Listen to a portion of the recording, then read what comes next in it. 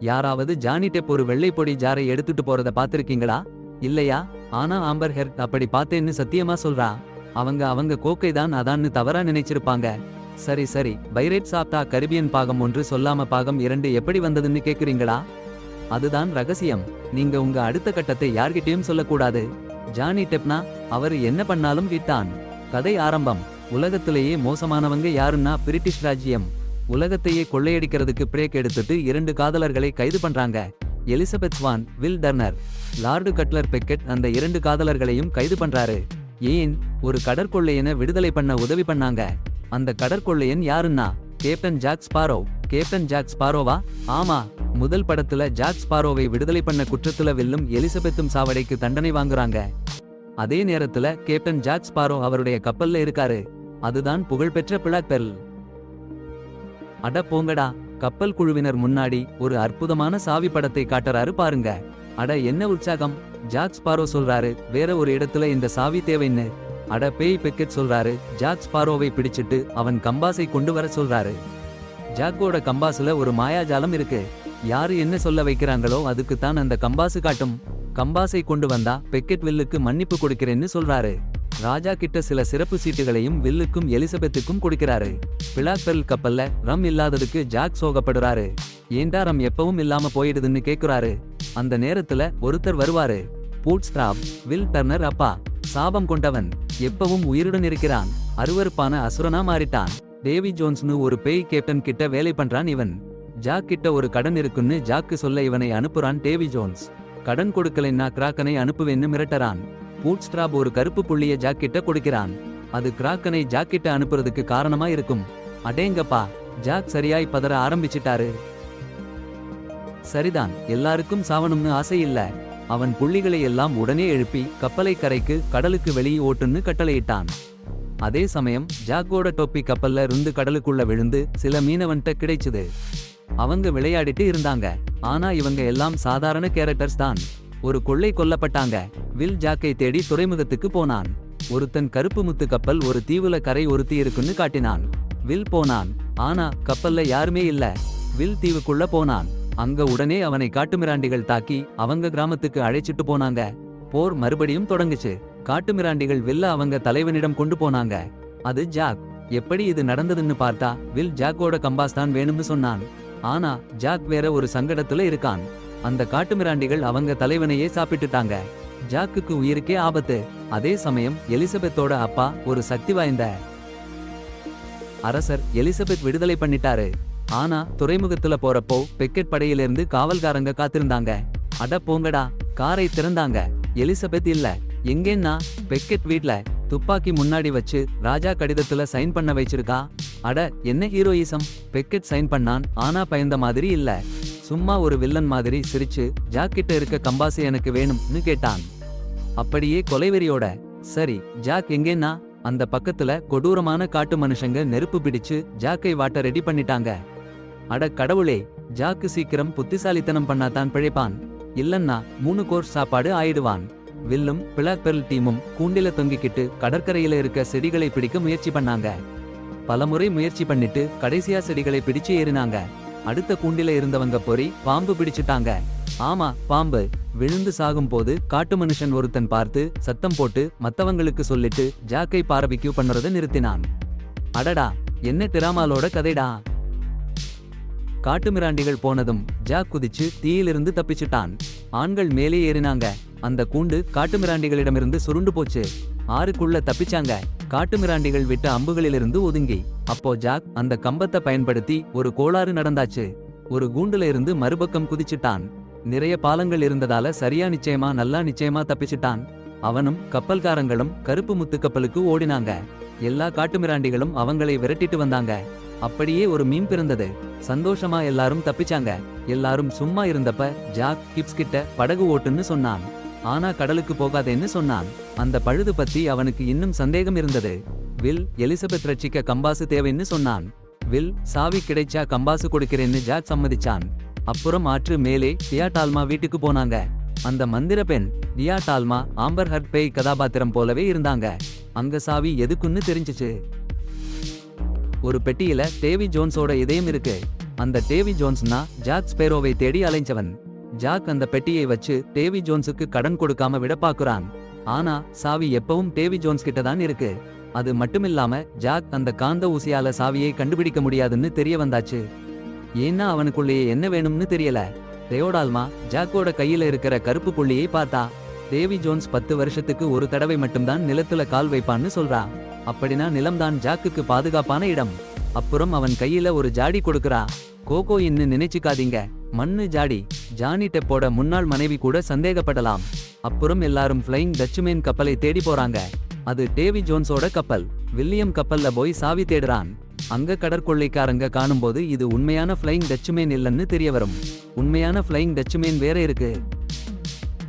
கடலுக்குள்ள இருந்து ஒரு அசுர வேகம்ல பறந்து வந்தது கப்பல். அதுல இருந்த குழு பாருங்க, பேய்களும் சூனியக்காரங்களுமா நிறைய. அந்த கப்பல்ல உயிரோட இருக்கிறவங்களையும் எல்லாரையும் பிடிச்சிட்டு போறாங்க. அப்புறம் வருது டேவி ஜோன்ஸ். அவரு வந்தாச்சுன்னா உலகம் தலைகீழா மாறிடும்.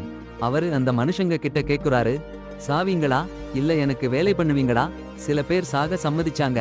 10 வருஷம் வேலை பண்ண சில பேர் சம்மதிச்சாங்க. வில் வருகிறான். ஜாக் ஸ்பாரோ பத்தி டேவி ஜோன்ஸ் கிட்ட சொல்றான். டேவி ஜோன்ஸ் உடனே பிளாக் பெர்ல் கப்பல்ல போய் சேர்ந்துட்டாரு. ஒரு காலத்துல, பழைய காலத்துல ஜாக் ஸ்பாரோ கேட்டுக்கிட்ட பிளாக் பெர்ல் கப்பலை டேவி ஜோன்ஸ் காப்பாத்தினாரு.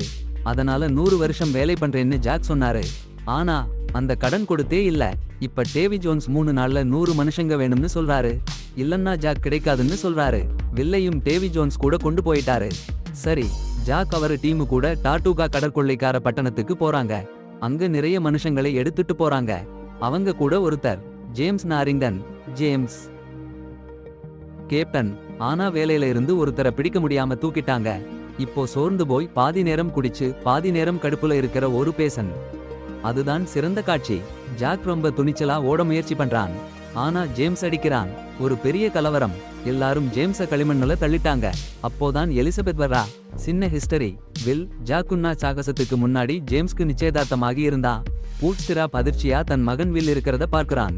சின்ன ஆக்சிடென்ட். வில்ல அடிக்க ரெடி ஆகுறாங்க. வில் அவன் மகன்னு பூட்ஸ்டிராப் சொல்றான். மோசமான டியா. டேவி ஜோன்ஸ் ரொம்ப கொடூரமானவன். தன் மகனை அவனே அடிக்க கட்டளையிடுறான். மனம் நொந்து போனாலும் பூட்ஸ்டிராப் கட்டளைய பாலிக்கிறான். பிறகு வில்லுக்கு ஒரு அருமையான அப்பா மகன் நேரம் கிடைக்கும். அப்பா அவனுக்கு சாவி கொடுப்பாரு. ஒரு கப்பல் வேலையாள் சொல்றாரு, டேவி ஜோன்ஸ் இதயத்துல குத்துறவன் தான் புது கேப்டன் ஆகுறான்னு. டார்டுகாவில எலிசபெத் ஜேம்ஸும் ஜாக்கை சந்திக்கிறாங்க. ஜாக்கு டேவி ஜோன்ஸோட பெட்டியையும் இதயத்தையும் சொல்றாரு. எலிசபெத் வில்லையே தேடுறா. சரி, ஜாக் அவளுக்கு தனது காந்த ஊசிகளை கொடுக்கிறான். அது யாரு என்ன வேணுமோ அதுக்கு தெரிவிக்கும். அது ஒரு திசையை காட்ட, அடடா, எனக்கு காதலி கிடைக்க இந்த காந்த ஊசி ரொம்ப வேணும். சரி, ஃப்ளையிங் டச்சுமேன் பக்கம் போகலாம். டேவி ஜோன்ஸ் உறங்கிக்கிட்டு இருக்கும் போது வில் அவன் அறைக்குள்ள போறான். அவன் பல தசைகளை தாண்டி சாவி எடுக்கிறான். அப்பா உதவியோட அவன் கப்பல்ல இருந்து தப்பிச்சுடுறான். போறதுக்கு முன்னாடி அப்பா வில்லுக்கு அவன் கத்திய கொடுக்கிறாரு. டேவி ஜோன்ஸோட இதயத்துல குத்தி அப்பாவை விடுவிக்கிறேன்னு வில் சத்தியம் பண்றான். பிளாக் பெர்லில் ஜாக்கும் எலிசபெத்தும் ராஜா கொடுத்த மன்னிப்பு சீட்டை பத்தி பேசுறாங்க. ஜேம்ஸ் இதை கேட்டு அவனுக்கு புரியுது. அவன் அதை பயன்படுத்தி மறுபடியும் ஆங்கில அதிகாரியா ஆகலாம். டேவி ஜோன்ஸுக்கு இப்போ தன்னோட பெட்டி பாதுகாப்பா இல்லன்னு புரிஞ்சிருச்சு.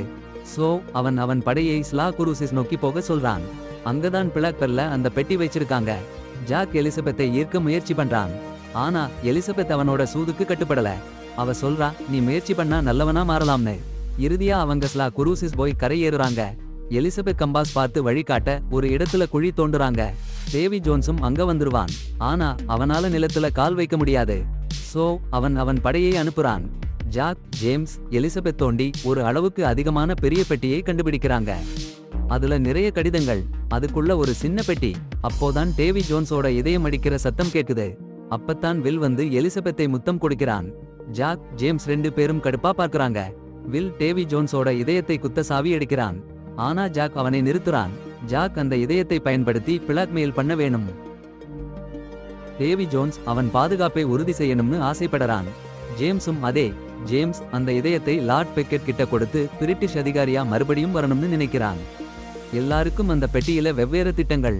அதனால சாவிக்காக 3 பேரும் ஒரு பயங்கர போட்டி. எலிசபெத் அவங்களை பார்த்து கேத்துக்கிட்டே கத்த ஆரம்பிச்சா. அந்த குழப்பத்துல ஜாக்கோட கடற்கொள்ளையர்கள் 2 பேர் அந்த பெட்டியை கொண்டு ஓடிடுறாங்க.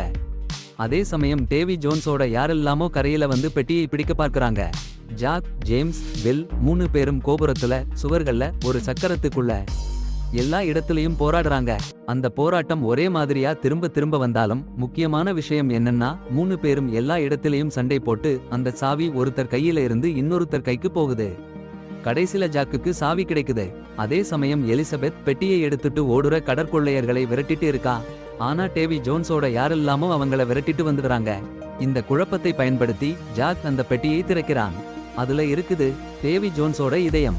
ஜாக் அந்த இதயத்தை தன் படகுக்கு கொண்டு போய் வைக்கிறான். அவன் மண் குடத்துல எலிசபெத், ஜேம்ஸ்னு 2 பேரும் எல்லாரும் கவனம் திசை மாறிய நேரத்துல வந்து சேர்ந்தாங்க. பாருங்கடா, இந்த ஆளுங்க எவ்வளவு சீக்கிரம் கவனம் மாறுவாங்கன்னா. ஜேம்ஸ், ராஜா கையெழுத்து பத்திரத்தை எடுத்துட்டான். அப்புறம் அந்த மண் குடம். அடேங்கப்பா, என்ன பண்ண போறானோ? எல்லாரும் சுத்தி வளைச்சிட்டாங்க. டச்சுக்காரங்கள கவனம் திருப்ப ஜேம்ஸ் அந்த பெட்டியை எடுத்துட்டு போனான். பிளாக் பெர்ல் கும்பல் பாதுகாப்பா எஸ்கேப் ஆகணும்னா இதுதான் வழி. டேவி ஜோன்ஸ்காரங்களுக்கு அவன் அந்த பெட்டியை விட்டுட்டான். பிளாக் பெர்ல் கும்பல் கடல்ல போச்சு. அங்க டேவி ஜோன்ஸோட ஃப்ளைங் டச்சுமேன் கப்பல் வந்துருச்சு. டேவி ஜோன்ஸ் கொலைகாரனா பேய் மாதிரி பார்த்தான். சரியா, வில்லன் மாதிரி. ஜாக் அவன் சந்தோஷ குடத்தை தூக்கி பிடிச்சு கேலி பண்ற மாதிரி சிரிச்சான். வேலை கிடைச்சிடுச்சுடா. அடேங்கப்பா, அம்பர் சும்மா இரு. இது கோகையின் இல்ல, மண் குடம்தான். டேவி ஜோன்ஸ் தாக்குனான். பிளாக் பெர்ல் வேகமா ஓடிச்சு. அதுதான் வேகமான கப்பல். டச்சுக்காரங்களை எஸ்கேப் பண்ணிடுச்சு. டேவி ஜோன்ஸ், கடல் அரக்கனை விடுங்க, கடல் அரக்கனை விடுங்க. அரக்கன் கப்பலை தாக்குது. ஜாக் அவன் மண் குடத்தை உடைச்சிடுறான். சந்தோஷம் அதுல இல்லன்னு அவனுக்கு புரியுது. சரி, எல்லாருமே வெடிமருந்து, ரம் எல்லாம் ஒன்னா கலந்து ஒரு பெருத்த வெடிப்புக்கு தயாரா இருக்காங்க. வெடிமருந்தை மேலே தூக்கி போடுறாங்க. அரக்கன் கப்பல்ல அட்டகாசம் பண்றது. எலிசபெத் வெடி வைக்கணும், ஆனா துப்பாக்கி கிடைக்கல. அப்போ ஜாக் ஒரு சூப்பர் ஹீரோ மாதிரி வந்து வெடி வைக்கிறான். பூம், அரக்கன் கொடுமையா காயப்படுது. ஆனா அது மறுபடியும் வரும். கப்பல்ல இருந்தவங்க எல்லாரும் கப்பலை விட்டு போயிடுறாங்க. ஜாக் அவனோட பிடிச்ச கருப்பு முத்து கப்பலை விட்டு பிரிய மனமில்லாம இருக்கான். எல்லாரும் ஒரு வேலையா இருக்க நேரத்துல எலிசபெத் அரக்கன் ஜாக் பின்னாடியே வருதுன்னு புரியுது. சோ முத்தம் கொடுத்து ஜாக்கை தூணுடன் சங்கிலியால பிணைச்சு அவனை மயக்குறா. சரியான நேரம் இல்ல.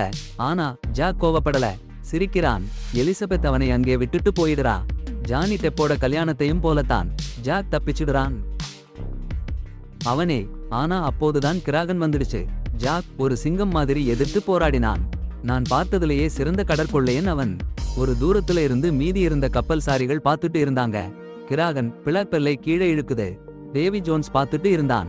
அவனும் ஜாக்கிக்கும் இருந்த கடன் முடிஞ்சிடுச்சுன்னு சொன்னான். டேவி ஜோன்ஸ் பெட்டியை திறந்தான். அவன் இதயம் இருக்கணும், ஆனா வெறுமையா இருக்கு. பிரிட்டிஷ் ராஜ்யத்துக்கு ஜேம்ஸ் போனான்.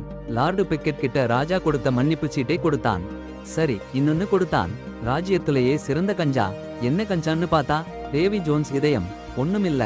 பிளாக் பெர்ல் சாரிகள் சோகமா இருந்தாங்க. டியோடோல்மா கிட்ட போனாங்க. சோகத்தை போக்க குடிச்சாங்க.